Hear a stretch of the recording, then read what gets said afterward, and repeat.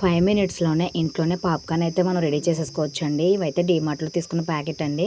నేనైతే ఒక కప్పు గింజలు తీసుకున్నాను. కాస్త ఆయిల్ కూడా వేసి స్టవ్ మీద పెట్టుకోవాలి. ఇలా పాప్కార్న్ మనం ఇంట్లోనే చేసుకోవడం వల్ల ప్యాకెట్ అయితే 5-6 టైమ్స్ కూడా వస్తుందండి.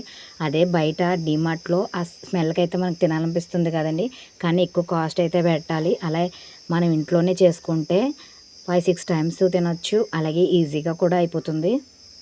ఇలా పేలడం అనేది స్టార్ట్ అయిన తర్వాత నేనైతే తక్కువ కారం సాల్టే వేసానండి.